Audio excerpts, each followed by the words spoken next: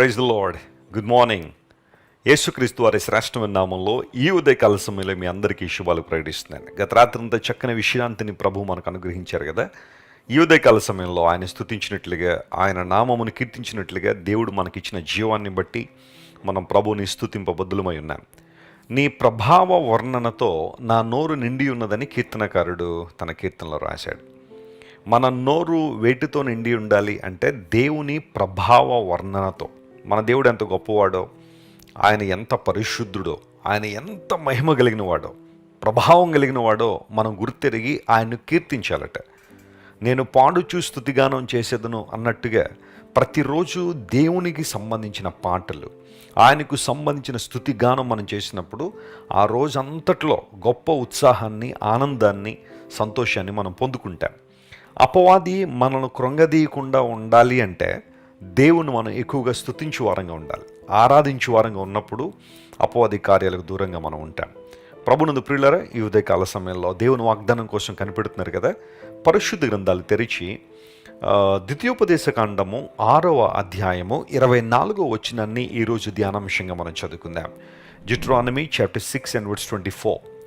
మనకు నిత్యము మేలు కలుగుటకై యెహోవా నేటివలే మనలను బ్రతికించున్నట్లు మన దేవుడిని యెహోవాకు భయపడి ఈ కట్టడలన్నింటినీ గైకొనవలనని మనకు ఆజ్ఞాపించెను.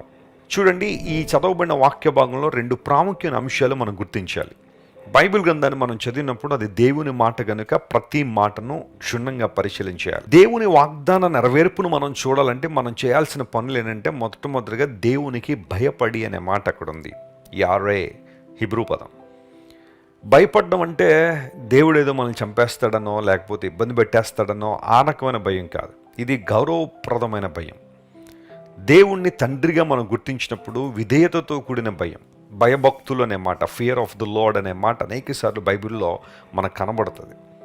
ఒకవేళ చాలామంది లోకసమైన వ్యక్తులు కొన్ని రకాల పరిస్థితులు భయపడతారేమో, కానీ దేవుని బిడ్డలుగా మనం దేవుడు మనల్ని చూస్తున్నాడని, ఆయన మనల్ని నడిపించే దేవుడని, ఆయన చిత్తానుసారంగా మనం బ్రతకాలనే పరిశుద్ధమైన భయాన్ని కలిగి మన జీవితాన్ని కొనసాగించినప్పుడు దేవుని కార్యాలు మనం చూస్తాం. అంత మాత్రం కాకుండా దేవుడు మనకి ఇచ్చిన కట్టడలు ఏవైతే ఉన్నాయో లేదా ఆయన మాటలు ఏవైతే ఉన్నాయో, ఒక మంచి మాటను దేవుడు మనకు తెలియచేసినప్పుడు, ఒక వాగ్దానాన్ని మనకి ఇచ్చినప్పుడు, లేదా విశ్వాస జీవితంలో ఇలా ఉండాలి, ఇలా ఉంటే నా నామమునకు మహిమ వస్తుంది, ఇలా ఉంటే నీ జీవితానికి సార్థకత ఉంది, ఇలా జీవిస్తే నీ జీవితం ద్వారా అనేక మంది ఆశీర్వించబడతారని ప్రభు ఒక మాట చెప్పినప్పుడు ఆ మాటకు మనం లోబడే మనసును కలిగి ఉండాలి. తిరుగుబాటుతనంతో ఉన్న ఏ ఒక్కరు కూడా ఆశీర్వాదం పొందలేరు. ఒకవేళ ఇంతవరకు దేవుని మాటకు తిరుగుబాటు చేసావేమో, ఆయన మాటకు లోబడక, దేవుని స్వరానికి లోబడక నీ ఇష్టానుసారం జీవించడానికి ఇష్టపడ్డావేమో, కానీ ఈరోజు దేవుడు నీతో మాట్లాడుతున్నాడు. నువ్వు ఆయనకు భయపడి ఆయన మాటలకు నువ్వు లోబడితే ఇప్పుడు మన జీవితాల్లో పొందుకునే ఆశీర్వాదం మొట్టమొదటిగా నిత్యము మేలు కలుగుటకై. ఆదివారం ఒక్కరోజే కాదు దేవుడు మన జీవితంలో మేలు చేసేది, లేదా క్రిస్మస్ రోజునో, గుడ్ ఫ్రైడే రోజునో, ఈస్టర్ రోజునో మాత్రమే కాదు దేవుడు మనకు మేలు చేసేది. ఆయన నిత్యము మేలు చేయడానికి సామర్థ్యం కలిగినవాడు. ప్రైజ్ ద లార్డ్, హల్లెలూయా. రోమా 8:28లో కూడా అదే మాట ఉంటుంది. ఆయన్ను ప్రేమించు వారికి, అనగా దేవుని ప్రేమించు వారికి, ఆయన సంకల్పం ద్వారా పిలువబడిన వారికి సమస్తమును సమకూడి జరుగుతాయట. ఎందుకు అంటే మేలు కలగడానికి అనే మాట అక్కడ రాశాడు. మేలు కలుగుటకై సమస్తము సమకూడి జరుగుతాయి. ఏ సమయమునకు ఏది కావాలో, నీకు ఎలాంటి ద్వారం తెరవబడాలో దేవుడు తెరుస్తాడు. నేను ఒకసారి ఐర్లాండ్ అనే దేశంలో డబ్లిన్ అనే నగరం నుంచి ఫ్రాన్స్ అనే దేశానికి, ప్యారిస్కి బయలుదేరుతున్నాం ఫ్లైట్లో. మేము ఐర్లాండ్ ఎయిర్పోర్ట్లో, డబ్లిన్ ఎయిర్పోర్ట్లో ఉన్నప్పుడు మేము ఫ్లైట్ ఎక్కడానికి ఆ డోర్ దగ్గరికి మేము వెళ్తున్నాం, లేదా ఆ గేట్ దగ్గరికి మేము వెళ్తుంటే అక్కడ గ్లాస్ డోర్ క్లోజ్ చేసి ఉంది. ఆ ముందే అందరూ నిలబడి ఉన్నారు. నేను అడిగాను, ఇంకా డోర్ ఎందుకు ఓపెన్ చేయలేదండి, ఈ గేట్ ఇంకా ఎందుకు ఓపెన్ చేయలేదంటే, కరెక్ట్ టైంలో వాళ్ళు ఓపెన్ చేస్తారండి. You have to wait for that time and they will open the gate at a right time. ఒక సరైన సమయంలో మీకోసం ద్వారం తెరవబడుతుంది, మీరేం కంగారు పడద్దు అనే మాట చెప్పగానే కాసేపు అక్కడ వెయిట్ చేశాను. సమయం రాగానే డోర్ ఓపెన్ చేశారు, వెళ్ళి ఫ్లైట్లో కూర్చున్నాం. ఎందుకు ఈ మాట చెబుతున్నానంటే, చాలాసార్లు దేవుని ద్వారాలు మన కోసం తెరవబడాలని ఆశిస్తాం. అవి త్వరగా తెరవబడాలనే కోరిక మనలో ఉంటుంది, కానీ దేవుడు ఒక సమయాన్ని కలిగి ఉన్నారు. ఆ సమయంలో తన కార్యమును చాలా అద్భుతంగా దేవుడు జరిగించగలడు. దేవుని కొరకు కనిపెట్టడంలో, వెయిట్ చేయడంలో కూడా ఆశీర్వాదాలు ఉన్నాయి. నిత్యము మేలు కలుగునట్లుగా దేవుడు నీకు మేలు చేయడానికి ఇష్టపడుతున్నాడు ఆయన.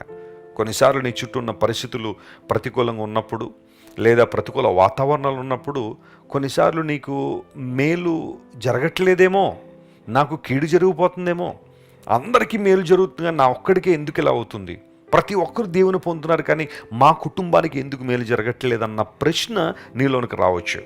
అయితే దేవుడు ఏమంటున్నాడు తెలుసా, నీవు కనిపెట్టే సమయంలో ఉన్నావు, జస్ట్ వెయిట్ అపాన్ మీ, నా యందు నువ్వు కనిపెట్టుకుని ఉండు, నిబ్బరం కలిగి ధైర్యంగా ఉండు, సరైన సమయంలో నీకు కావాల్సింది నీకు ఇస్తాను, నీకు తెరవాల్సిన ద్వారం నీకోసం తెరుస్తాను, నిత్యము మేలు చేయాలని నేను ఆశిస్తున్నాను. అయితే నీవు ఓపికతో కనిపెట్టగలిగితే మేలు చేస్తాను దేవుడు మాట్లాడుతున్నాడు. అంత మాత్రం కాకుండా నేడు మనం బ్రతుకున్నట్లు ఏ జీవాన్ని అయితే మనం కలిగి ఉన్నామో ఆ జీవం కొనసాగబడాలి అంటే, నిత్య జీవాన్ని మనం స్వతంత్రించుకోవాలంటే దేవుని మాటకు లోబడాలి, ఆయన వైపు మనం చూడాలి. యేసుక్రీస్తు ప్రభు వారి లోకానికి వచ్చిన కారణం కూడా అదే. మనందరికీ జీవాన్ని ఇవ్వడానికి ఆయన ఈ లోకానికి వచ్చారు. ఆత్మ సంబంధంగా మనం బ్రతికించాలనే యేసు ప్రభు ఈ లోకానికి వచ్చారు. పౌలు మహాశయుడు ఎఫెసీయులకు రాస్తూ అంటాడు కదా, మీరు మీ పాపముల చేత అపరాధముల చేత చచ్చిన వారి ఉండగా మీరు క్రీస్తుతో కూడా బ్రతికించబడ్డారని.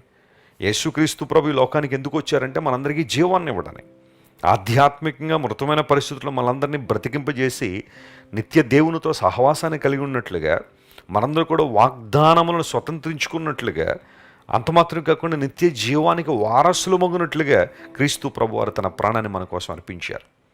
నిత్యము నీకు మేలు కలగని దేవుడు ఆశిస్తున్నాడు, నీకు జీవాన్ని ఇవ్వాలని ఆశిస్తున్నాడు.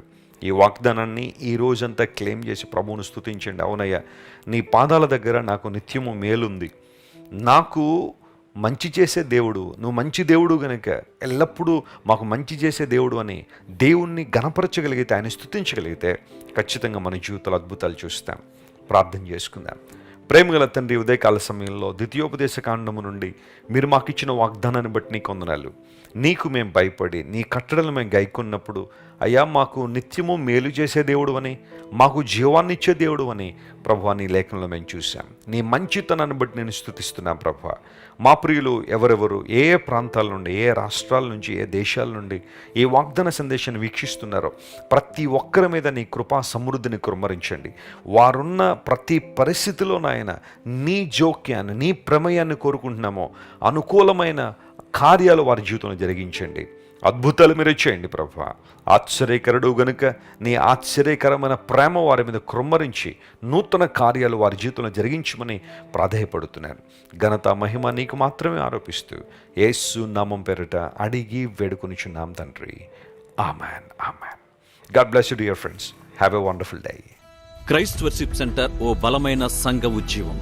కొన్ని సంవత్సరాల క్రితం కేవలం 2తో ప్రారంభించబడిన పరిచర్య నేడు ప్రపంచవ్యాప్తంగా లక్షలాది మందిని ప్రభావితం చేయుచున్నది.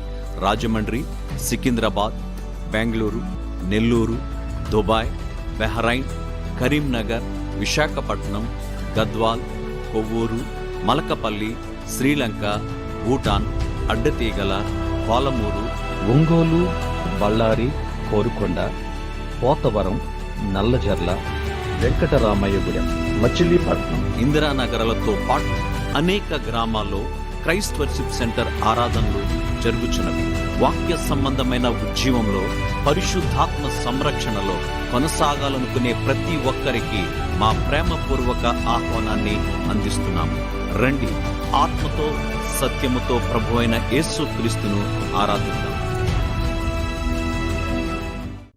మీరు ఇంతవరకు విన్న దైవ సందేశం మరియు దేవుని సేవకులు చేసిన ప్రార్థన మీకు ఆశీర్వాదకరముగా ఉన్నదని విశ్వసించుచున్నాము.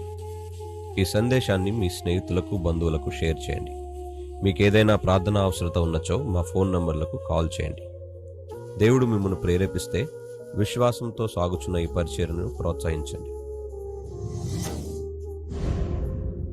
మరిన్ని వర్తమానాలు, పాటలు వినుటకు జాన్ వెస్లీ మినిస్ట్రీస్ అను మా యూట్యూబ్ ఛానల్ను సబ్స్క్రైబ్ చేసుకొనండి. ప్రభువైన యేసుక్రీస్తు కృప మీకు తోడైండును గాక.